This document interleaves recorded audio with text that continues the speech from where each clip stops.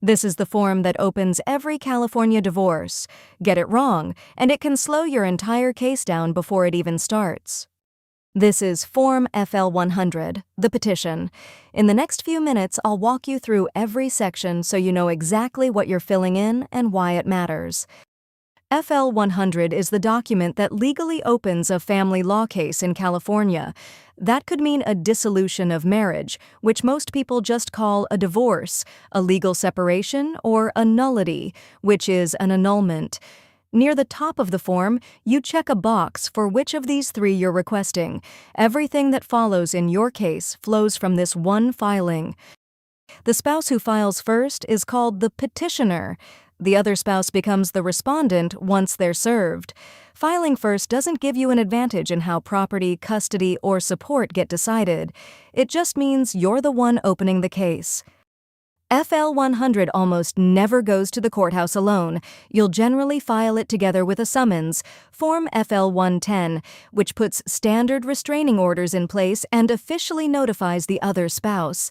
If you have minor children together, you'll also file a UCCJEA declaration, Form FL-105 or GC-120, so the court can confirm it has jurisdiction over custody, and if you can't afford the filing fee, Form FW-001 requests a fee waiver.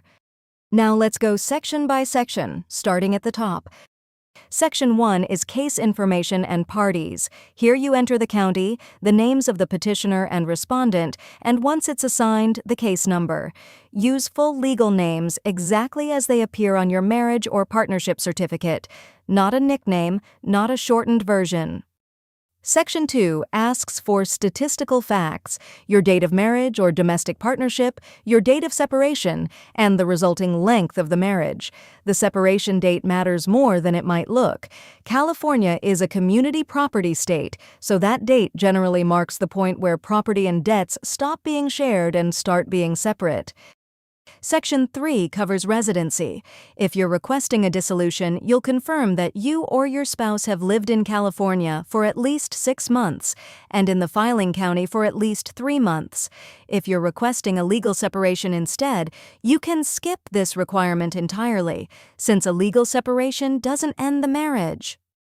Section 4 is legal grounds. California is a no-fault divorce state, so the standard box here is irreconcilable differences.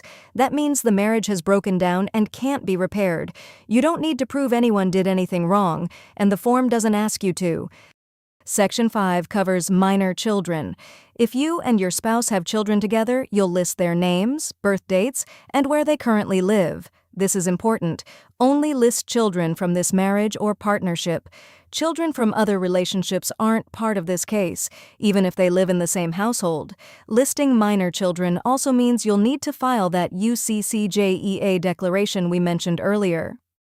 Section 6 is property. FL-100 asks you to identify, at a general level, what property and debts exist and whether they're separate or community. Separate property is generally anything owned before the marriage, or received individually by gift or inheritance. Community property is generally anything earned or acquired by either spouse during the marriage.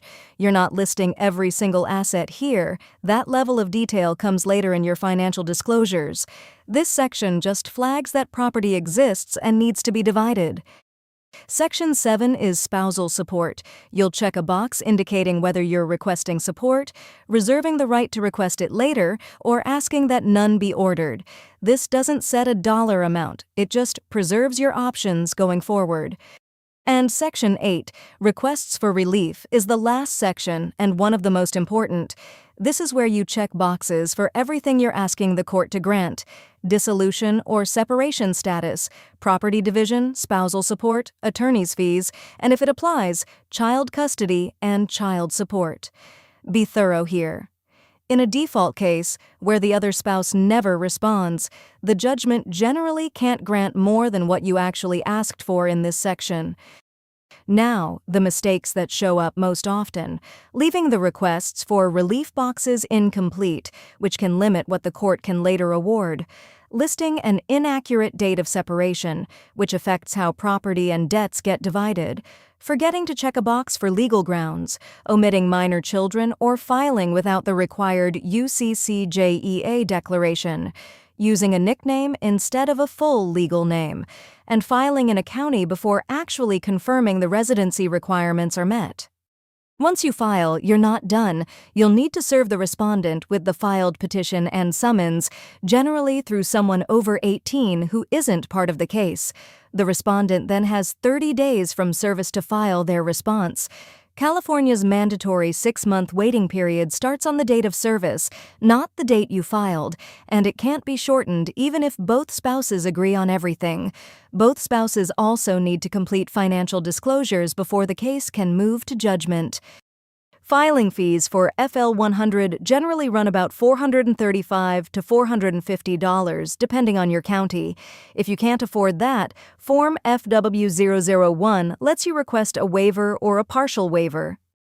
If all of this feels like a lot to track by hand, that's exactly what Virdix is built for.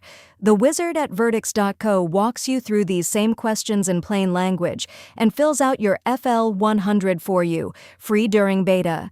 Virdix is a document preparation service, not a law firm, so this is not legal advice, but it can help make sure your petition is complete and consistent before you file.